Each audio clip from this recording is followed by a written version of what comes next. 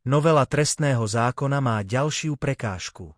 Generálny prokurátor Maroš Žilinka na sociálnych sieťach potvrdil, že podáva návrh na ústavný súd. Ten má teraz rozhodnúť, či sú prijaté zmeny v poriadku a v súlade s našimi zákonmi. Schvaľovanie novely sprevádzalo skrátené legislatívne konanie v parlamente a následný podpis prezidenta Petra Pellegriniho. Hoci väčšina nových pravidiel už v praxi platí, pozornosť sa teraz opäť upriamuje na generálneho prokurátora. Ten totiž svoje stanovisko k situácii formuloval už v čase nadobudnutia účinnosti týchto zmien. Absencia odbornej diskusie a prehliadanie skúseností z praxe. Tak hodnotí situáciu generálny prokurátor Maroš Žilinka.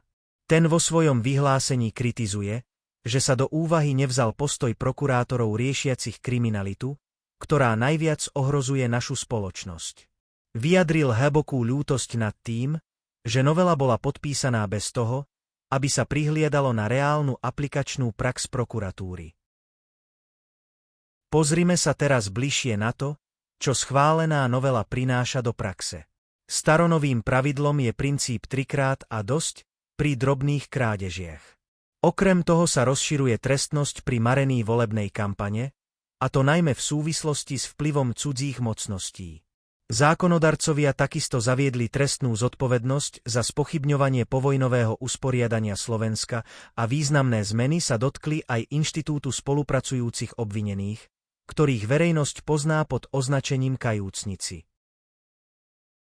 Minister spravodlivosti Boris Susko zo strany Smer Slovenská sociálna demokracia novelu obhajuje. Podľa jeho slov nejde o žiadnu revolúciu, ale o vnesenie zdravého rozumu a právnej logiky do systému. Susko odmieta tvičidenia, že by zmeny oslabili boj proti korupcii alebo ochromili vyšetrovania. Práve naopak, šéf rezortu spravodlivosti hovorí, že nové pravidlá zvýšia kvalitu dokazovania a posilnia dôveru v súdne rozhodnutia. Kritiku zo strany opozície v tejto súvislosti rezolútne odmietol a označil ju za, citujem, veľký cirkus. Opozičné tábory reagujú na schválenie a podpis novely mimoriadne ostro. Predstavitelia Progresívneho Slovenska, KDH a SAS hovoria o priamom ohrození právneho štátu a bezpečnosti občanov. Podľa lídra PS Michala Šimečku prezident Peter Pellegrini svojím podpisom zlyhal a namiesto záujmov verejnosti a odborníkov uprednostnil stranu mafie. Opozícia varuje, že zmeny v trestných kódexoch a oslabenie inštitútu kajúcnikov slúžia len na zabezpečenie beztrestnosti pre vybraných ľudí.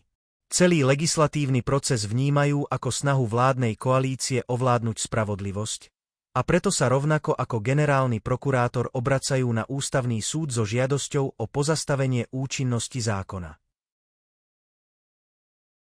Či už ide o posilnenie právnej logiky, ako vyhlásil rezort spravodlivosti, alebo o krok späť, ako naznačuje generálny prokurátor, konečné slovo bude mať až ústavný súd. Situáciu budeme pre vás aj naďalej sledovať. Čo si o týchto zmenách myslíte vy?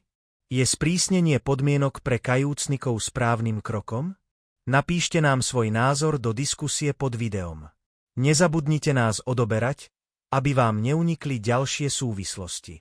Ďakujem za pozornosť.